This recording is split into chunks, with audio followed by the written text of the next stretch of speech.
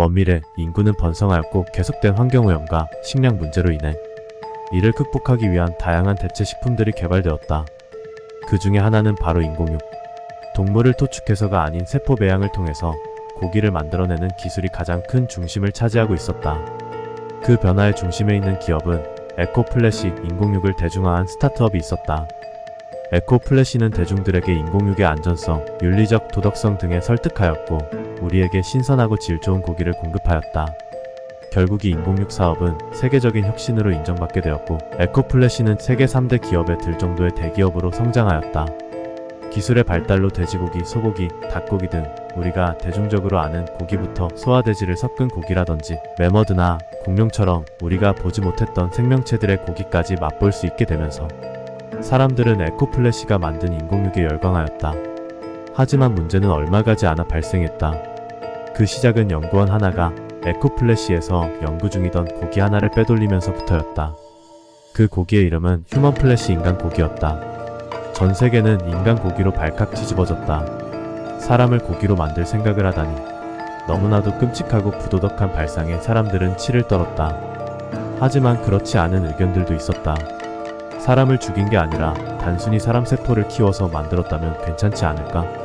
논, 밭에 벼를 키우는 것처럼 단순히 세포를 길러서 만들었을 뿐이잖아.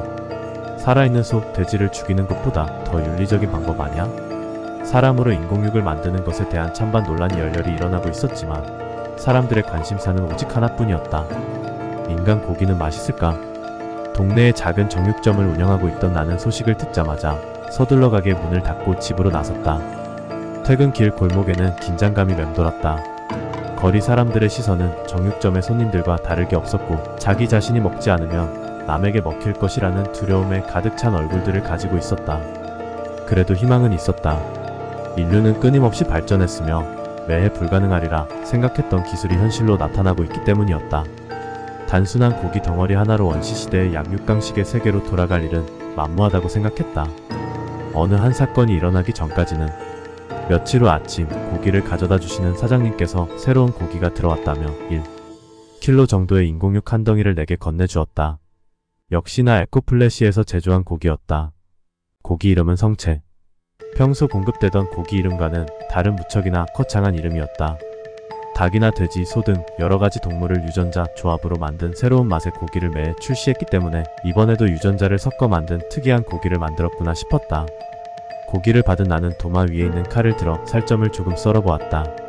피보다도 붉은 배양액이 도마 위로 뚝뚝 떨어질 정도로 수분감이 많았다. 만든 지 얼마 안 된 고기라는 뜻이었다. 나는 익히지도 않은 고기 한 점을 입으로 밀어 넣었다. 인공육임에도 불구하고 육회로 먹던 우둔살과 같은 탱탱한 식감을 가지고 있었고 단백질과 지방이 적절히 섞여 있어 버터 같은 고소한 맛이 입안에 계속해서 맴돌았다.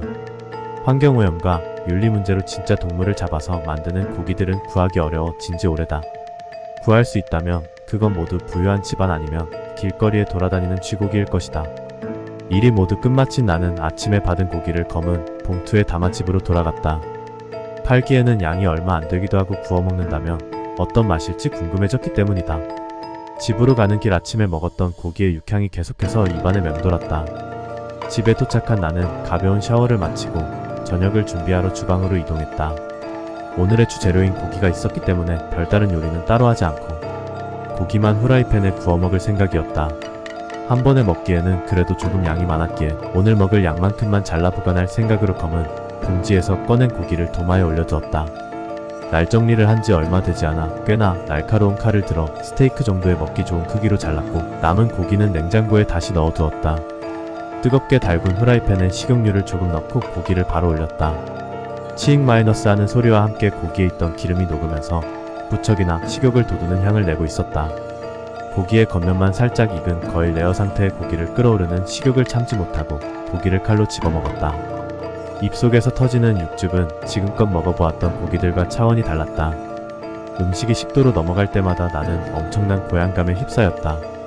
입안이 비워지기도 전에 고기를 입속으로 계속해서 밀어넣었고 정신을 차렸을 땐 고기는 이미 사라져 있었다.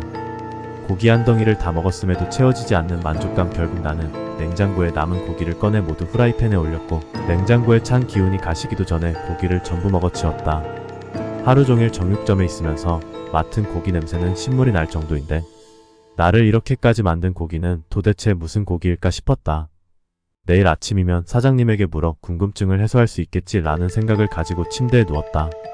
하지만 시간이 지날수록 왠지 모를 공허함이 계속 밀려왔고 맛보았던 고기 맛이 계속해서 나의 위장을 자극해 잠들 수 없었다. 하룻밤을 꼴딱 샌 난 충혈된 눈으로 집을 나섰다. 가게에 도착했을 때에는 누군가 이미 들어온 것처럼 살짝 열려 있었다. 문틈 사이로는 알 수 없는 찬 기운이 느껴졌다. 도둑이 들었음을 느낀 나는 서둘러 가게 안쪽으로 발걸음을 옮겼다. 바닥에는 알 수 없는 붉은 자국들이 떨어져 있었으며 나는 그 자국을 따라 가게 안으로 들어갔다. 붉은 자국들은 고기를 보관하던 저온 창고 안으로 이어져 있었고 나는 냉장고 안에 무언가 들어있음을 직감했다. 조심스럽게 나는 손잡이를 내려 창고 문을 열었다. 눈앞에 보이는 것은 여기저기 널브러져 있는 포장된 고기덩이들과 피를 흘리고 쓰러져 있는 사람이었다. 가까이 보니 그 사람은 어제 나에게 고기를 가져다 주었던 그 사장님이었다. 나는 깜짝 놀라 그를 흔들어 보았지만 이미 숨을 거두어 몸이 굳어 있었다.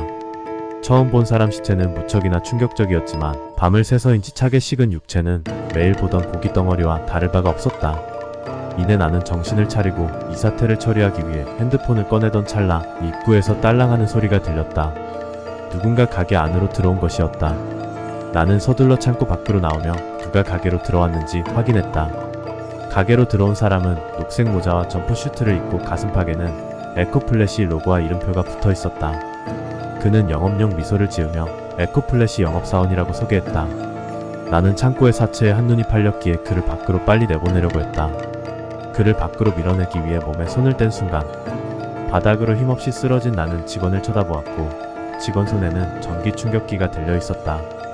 나는 어떻게든 몸을 움직이려고 발버둥쳤지만 직원은 순식간에 내 목에 알 수 없는 약물을 찔러 넣었다. 순식간에 벌어진 일에 나는 정신을 어떻게든 붙잡으려고 했다. 저 직원은 누구고 나를 왜 이렇게 하는지 알기 위해서. 정신이 점점 혼미해져가는 틈 사이로 직원이 누군가와 통화하는 목소리가 들렸다. 그는 이렇게 말했다. 샘플 안전하게 확보했습니다.